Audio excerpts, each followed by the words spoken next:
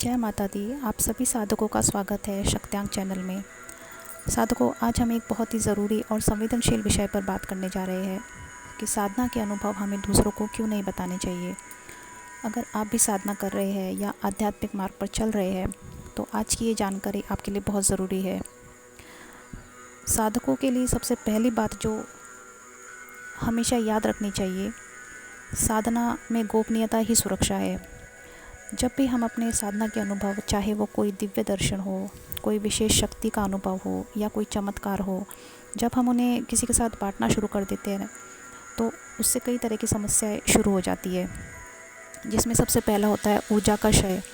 यानी जब हम अपने अनुभव बार बार दूसरों को बताते हैं तो हमारी साधना के दौरान जो हमने ऊर्जा अर्जित की होती है उसका धीरे धीरे क्षय होने लगता है, धीरे धीरे वो कम पड़ने लगती है। तो ये भी एक पहला कारण होता है कि हमें अपने अनुभव क्यों नहीं बताने चाहिए।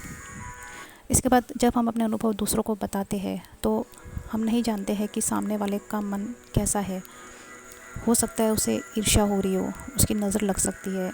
सभी लोग आपके लिए शुभचिंतक नहीं होते। कुछ लोग आपकी प्रगति देखकर जल सकते हैं, उनमें नकारात्मक विचार आपकी साधना पथ में रुकावट बन सकते हैं। फिर साधकों, तीसरी बात यह है कि जब हम मन में बार बार अपने अनुभवों के बारे में बात करते हैं तो हमारा मन उन्हीं में उलझा रहता है, तो हमारी वर्तमान साधना में मन नहीं लगता। ध्यान, एकाग्रता और साधना की जो गति होती है वह कमज़ोर पड़ने लगती है। और सबसे बड़ा जो खतरा होता है वह होता है अहंकार। जब हम बार बार अपने अनुभव दूसरों को सुनाते हैं तो अंदर ही अंदर एक मैं का भाव आने लगता है। मैंने ये देखा, मैंने वो पाया, और यही अहंकार धीरे धीरे साधक के पतन का कारण बन जाता है। संतों ने सदियों पहले एक बात कही है, साधना गोपनीयम, अर्थात साधना को हमेशा गुप्त रखें और केवल अपने गुरु से ही अनुभव साझा करें, या तब बताए जब आपका गुरु स्वयं आपको अनुमति दे।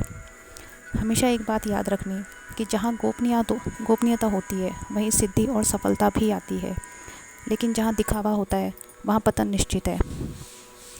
तो साधकों, आशा करती हूँ आप सभी को यह जानकारी आज की पसंद आई होगी। अगर आप भी साधना पथ पर है तो इस बात को अपने जीवन में ज़रूर अपनाएं।